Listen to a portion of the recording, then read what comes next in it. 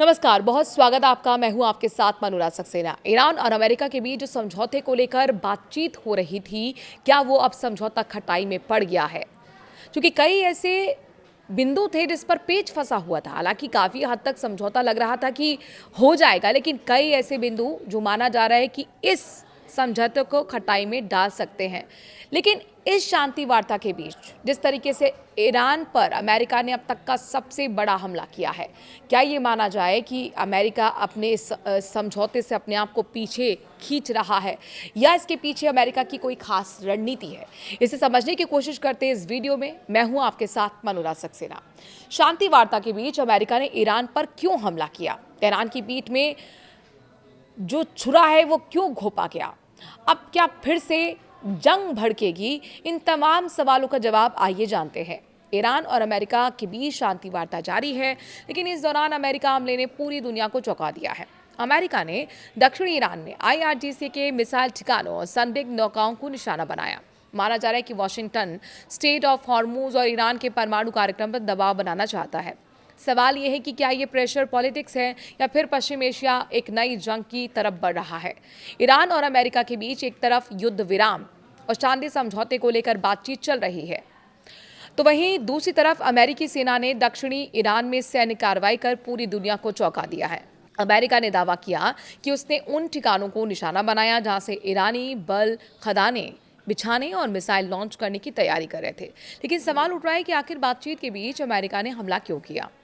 विशेषज्ञों का मानना है कि इस हमले के पीछे सबसे बड़ी वजह स्ट्रेट ऑफ हॉर्मूज पर नियंत्रण और ईरान पर दबाव बनाना हो सकता है। दरअसल दुनिया के सबसे अहम समुद्री व्यापार मार्गों में शामिल है स्ट्रेट ऑफ हॉर्मूज से बड़ी मात्रा में कच्चा तेल गुजरता है। अगर ईरान इस इलाके में दबाव बनाता है या समुद्री गतिविधियां बाधित करता है, तो इसका सीधा असर वैश्विक तेल बाजार और पश्चिमी देशों की अर्थव्यवस्था पर पड़ सकता है। क्या अमेरिकी सेना इस वक्त कर रही है? इस सवाल का जवाब जानिए।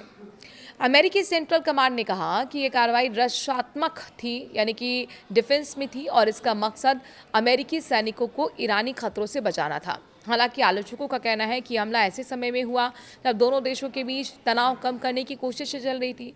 ऐसे में इसे तेहरान पर दबाव बनाने की रणनीति के तौर पर देखा जा रहा है।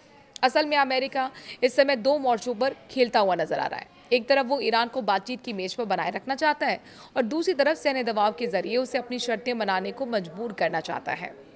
खास तौर पर ईरान के परमाणु कार्यक्रम को लेकर अमेरिका बेहद आक्रामक रुख में नजर आ रहा है। डोनाल्ड ट्रंप का मकसद क्या है? अमेरिकी राष्ट्रपति डोनाल्ड ट्रंप ने साफ संकेत दे दिए हैं कि ईरान के समृद्ध यूरेनियम भंडार को या तो अमेरिका को सौंपना होगा या फिर अंतर्राष्ट्रीय निगरानी में नष्ट करना होगा। ट्रंप ने कहा कि प्रक्रिया अमेरिका और ईरान के सहयोग से हो सकती है। उनके बयान से संकेत मिलते हैं कि तेहरान अपने रुख में कुछ नरमी दिखाने को तैयार हो सकता है। न्यूयॉर्क टाइम्स की रिपोर्ट के मुताबिक ईरान सैद्धांतिक रूप से अपने उच्च यूरेनियम स्टॉक को छोड़ने पर सहमत हो गया है। माना यह जा रहा है कि अमेरिका की बड़ी कूटनीतिक जीत हो सकती है। हालांकि समझौते तक पहुंचने के लिए वॉशिंगटन लगातार दबाव और बातचीत दोनों का इस्तेमाल कर रहा है। CNN की रिपोर्ट में भी कहा गया था कि ईरान के परमाणु कार्यक्रम और प्रतिबंध हटाने की भाषा को लेकर दोनों देशों में मतभेद बने हुए हैं। ऐसे में अमेरिका की ताज़ा सैन्य कार्रवाई को ईरान को मैसेज देने की कोशिश माना जा रहा है, और अगर समझौता नहीं हुआ तो सैन्य विकल्प हमेशा खुला है। इस हमले के पीछे की वजह क्या है? विशेषज्ञों से हमने समझा है, और विशेषज्ञ ये भी मानते हैं कि अमेरिका नहीं चाहता कि ईरान स्ट्रेट ऑफ हॉर्मूज को किसी दबाव के हथियार की तरह इस्तेमाल करे।